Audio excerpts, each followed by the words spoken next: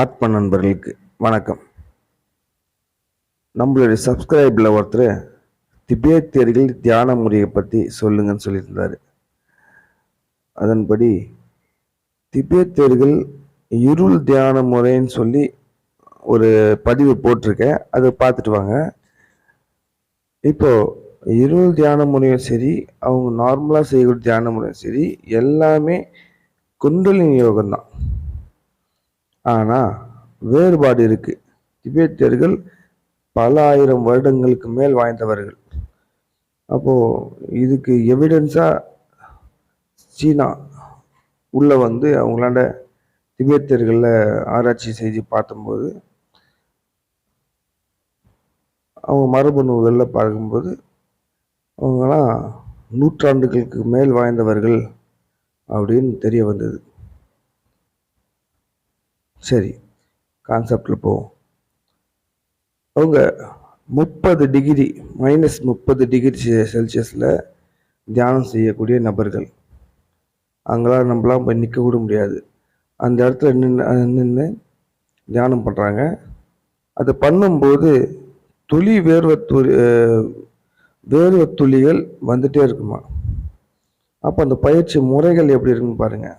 ஒரு அதிகப்படியான ஓட்டங்கள் ஓடினாலும், வேறு ஏதாவது உடல் பயிற்சி செஞ்சால் மட்டுமே நம்மளுக்கு வந்து வேர்வை துளிகள் வரும் உடம்புல.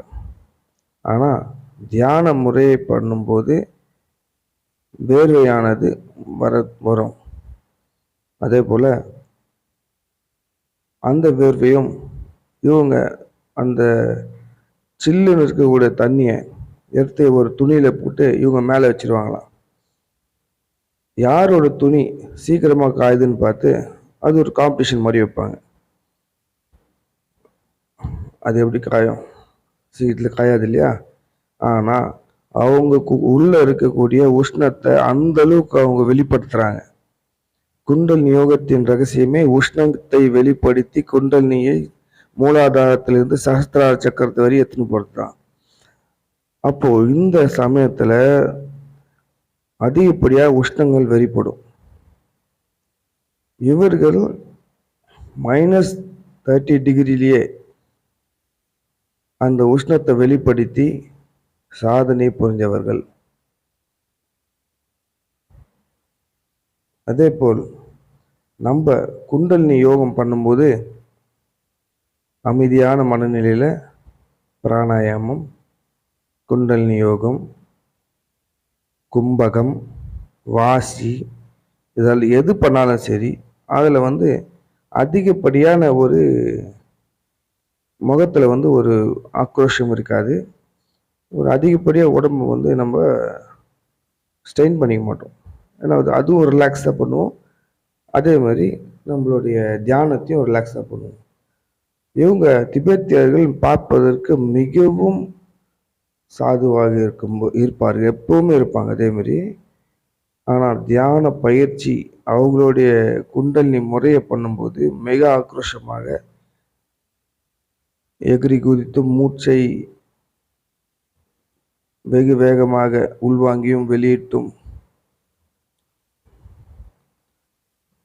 எகிரி குதிப்பதும் இது போல பல விஷயங்களை பண்ணுறாங்க. இதனால அவங்களுடைய உடம்பில் இருக்கக்கூடிய எல்லா விதமான செல்களும் ஆக்டிவேட் ஆகிடும். எனர்ஜியும் அப்படியே இருக்கும், அமைதி கடைப்பிடிச்சா அவங்களுக்கு நிம்மதியாக இருக்கும். ரெண்டுத்தையும் கடைப்பிடிக்கிறாங்க. அதே நேரத்தில் குண்டலினியை ஏற்றி உடம்பு முழுவதும் உஷ்ணத்தை பரப்பி பக்கத்தில் போய் நின்னாலும் உஷ்ணம் அவங்கள தாக்கிறத மற்றவங்க உணர முடியும். அந்த அளவுக்கு உஷ்ணத்தை ஏற்றக்கூடிய நபர்கள். நன்றி.